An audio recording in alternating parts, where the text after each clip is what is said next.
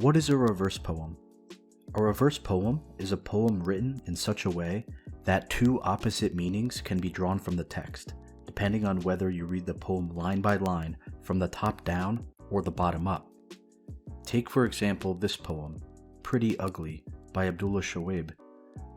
This poem went viral some years back and has been republished across a number of different websites and blogs.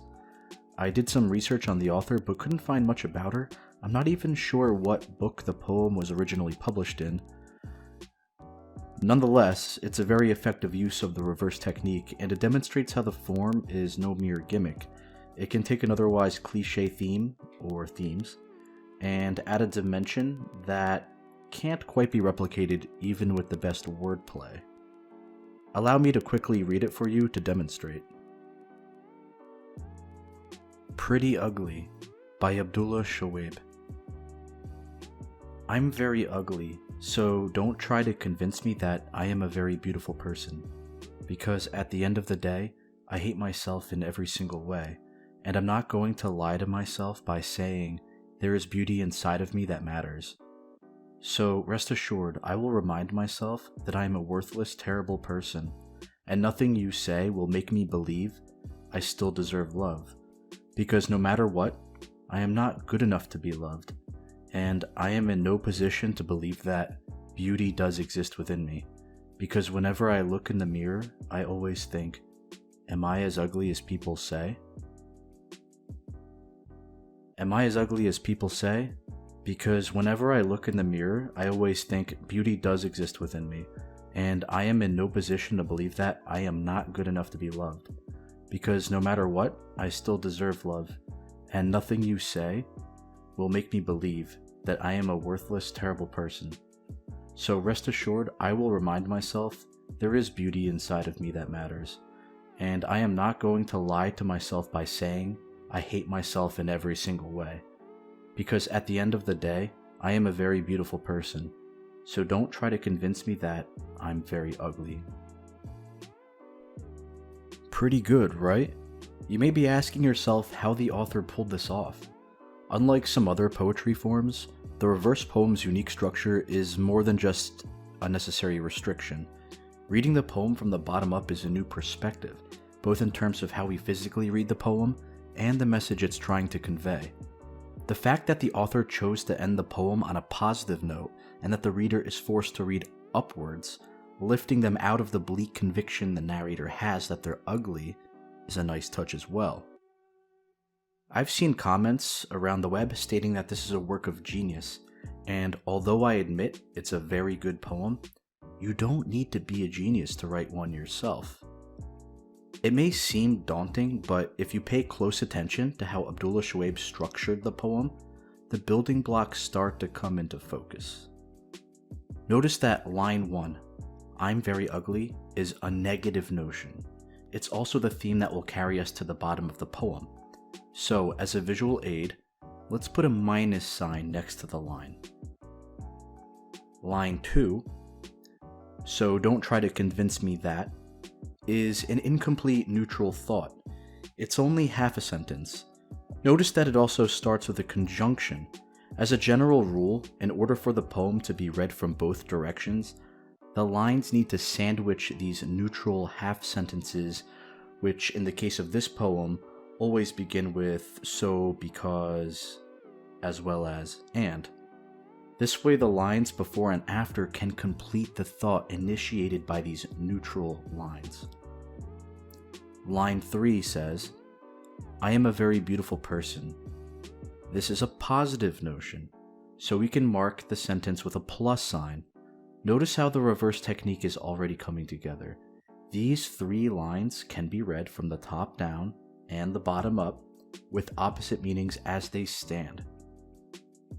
The elegance of this particular poem structure is that you can continue the positive, negative notions of beauty all the way to the bottom. As for the last line, because it's a question, it can be read as both a negative or positive notion. This makes it the perfect place to end the poem's initial theme and turn things around.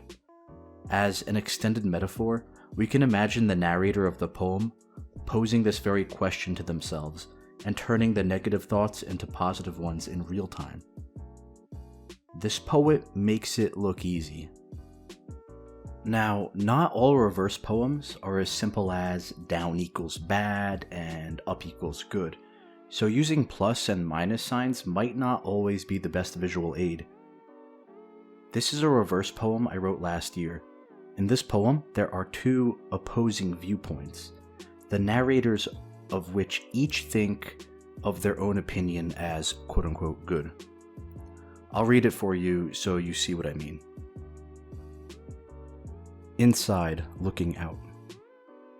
The view from atop an ivory tower makes me doubt the value of being among the vast majority. They don't know what it's like. Fancy cars and penthouses are greater than the needs of a global community. It's a no-brainer that the throngs of the average are detrimental to the crisp comforts of a billionaire. Exorbitant wealth trumps living a half-decent life. Just being alive is enough to know that the bereft and homeless can wait. We need yachts and mansions. Without these basic amenities, what's the point of living? This is paradise, a place where one can think how soothing to be in a world where I don't see the starving and destitute. I prefer a universe of the privileged, which is why the alternative is better than to be outside looking in. To be outside looking in is better than the alternative universe of the privileged, which is why I prefer a world where I don't see the starving and destitute. How soothing to be in a place where one can think, this is paradise. What's the point of living without these basic amenities? Yachts and mansions can wait. We need the bereft and homeless to know that just being alive is enough. Living a half-decent life trumps exorbitant wealth. The crisp comforts of a billionaire are detrimental to the throngs of the average. It's a no-brainer that the needs of a global community are greater than fancy cars and penthouses. They don't know what it's like. Being among the vast majority makes me doubt the value of the view from atop an ivory tower. In this poem, even if we follow the plus, minus, and equal sign pattern from Pretty Ugly, and simply use plus to represent the pro-rich capitalist perspective and minus the more socialist perspective, regardless of the connotations those symbols have, the pattern still falls apart halfway through the poem.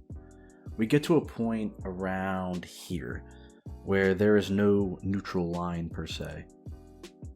In addition, the part of the poem that says, just being alive is enough to know that the bereft and homeless can wait, we need yachts and mansions, follows its own structure. It's hard to say what to demarcate with pluses or minuses because if we read from the top, you have something that looks like this, and from the bottom up, something that looks like this. This is why sometimes it's best to avoid the symbols altogether when writing the poem yourself. They worked well for Pretty Ugly, but the fact is, not all reverse poems are going to have such a straightforward structure. To ease confusion, it may be better to simply break the poem into stanzas that can be looked at individually, like this. Each of these segments can be read top down or bottom up. The exception here is at the end of the poem, where I prefer is part of two different stanzas depending on what direction you read the poem in. Okay, so now I'm going to write a new reverse poem. Hopefully watching me write one will help you write your own. Obviously, the first thing to do is settle on something to write about. I decide to write 3 ideas down and choose the one that speaks to me most. For idea 1, I come up with the concept of fame. The top-down perspective could be from the point of view of desiring fame, and the bottom-up perspective would then have to be about wanting privacy or relative obscurity. Idea 2 is pandemic or plandemic, depending on how you read it. I know if I write about this topic, the poem will inevitably have 2 opposite political points of view, and part of me wants to avoid this since the last reverse poem I wrote wound up sounding more political than I originally intended. I figure the top-down perspective could be that the pandemic is real and our current administration is failing to acknowledge that, and the bottom-up point of view would be that COVID is either a hoax or is otherwise politically motivated. And idea 3 is about class. My poem Inside Looking Out, which I just read to you, was initially supposed to be more about class, rather than the capitalist-socialist dichotomy it evolved into. If I choose this topic, the downward perspective could be about wanting to have prestige, and upper class, and the bottom up about authenticity. I ultimately decide to write about the pandemic or plandemic because the issue is too timely to ignore. Alright, let's get started. Line 1. I'm choosing to start this poem with "Has everybody lost their minds?" because it's point of view neutral and can be read as either a first or last line, no matter what I write next. Line 2 is, "This country isn't what it used to be." This works here because it sets up whatever I write for line 3 and can finish whatever thought line 3 provokes, reading it from the bottom up as well. Line 3 is, "I'm sick of the media telling me." So what I'm doing from this point on is making sure each line I write works in both directions. The moment I write this line, I already know what the next two have to be. Line 4 has to be a fact or statement that each point of view represented in the poem contests. I go with, "We have over 245,000 dead. Our leadership has failed." And line 5 has to claim some kind of falsehood. I go with, "Here's a lie." This makes the preceding line a fact from the top down and a lie from the bottom up. It also allows line 6 to nearly write itself. The blame rests in China's hands alone. This is an obvious lie from the top-down perspective, and again, if you imagine the statement closing a thought from the opposite perspective, well, the next line almost has to be this. Line 7. We all know where the fault belongs. I almost made this, "We all know where the fault lies," but I didn't like it because of the way the final words sound juxtaposed with lie from line 5. You'll notice I start drawing arrows on the side of the paper at this point. This is to help me visualize how each line impacts the following line from the top down and the preceding line from the bottom up.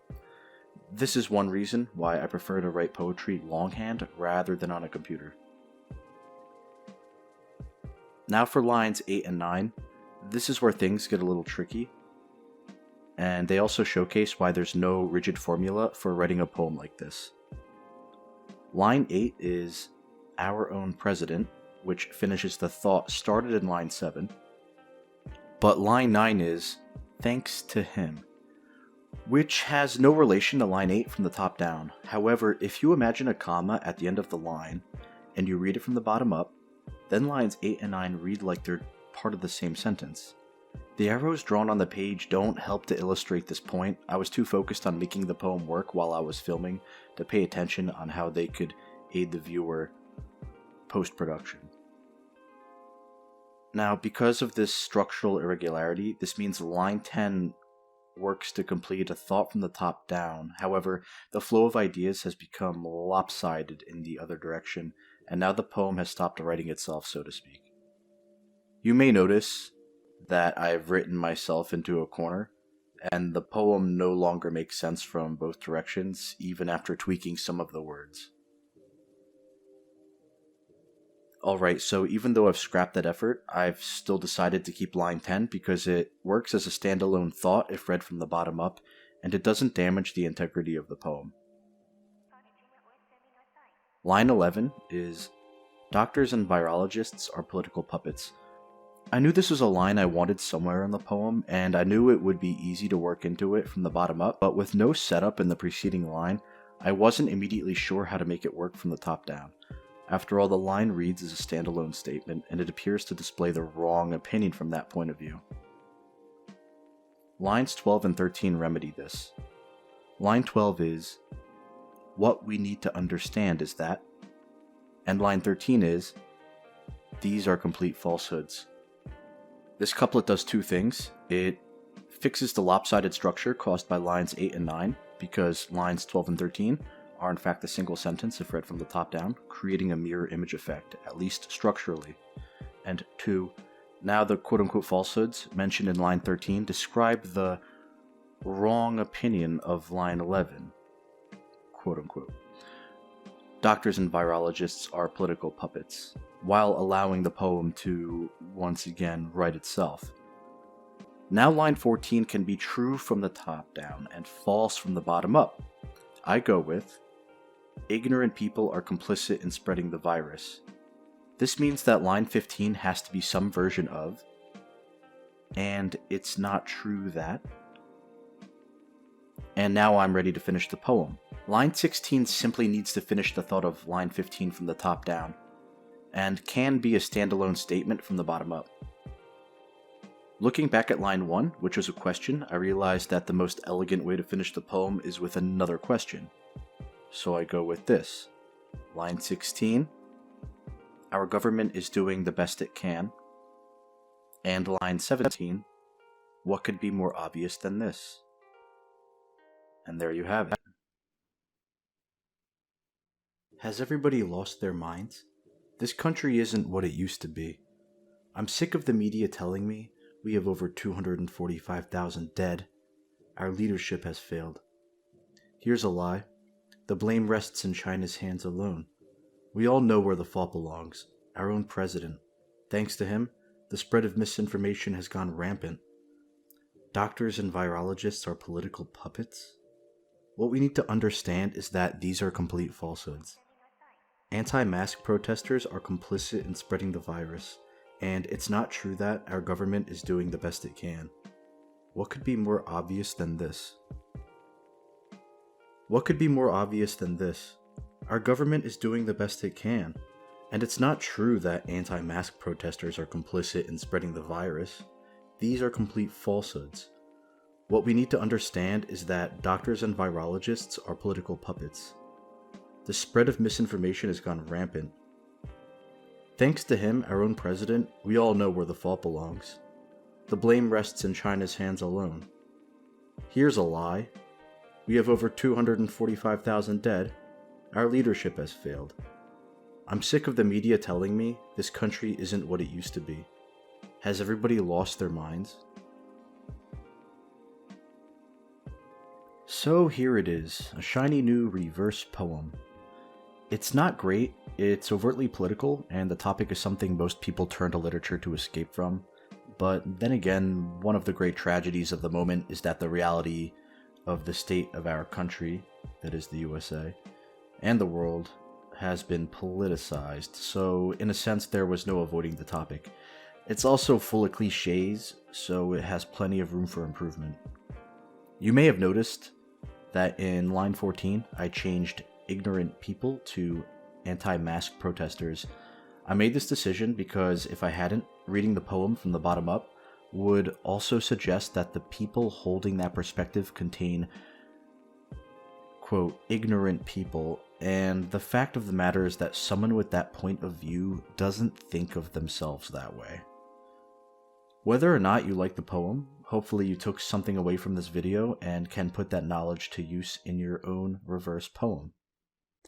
If you'd like to support the channel, go ahead and hit that subscribe button as well as the little bell icon so you know when a new video has been uploaded. If you could give the video a thumbs up and share it with your friends, well, that's even better. You can also buy me a coffee using the link in the description. And so, until next time, happy reading, happy writing, and take care of yourselves and one another.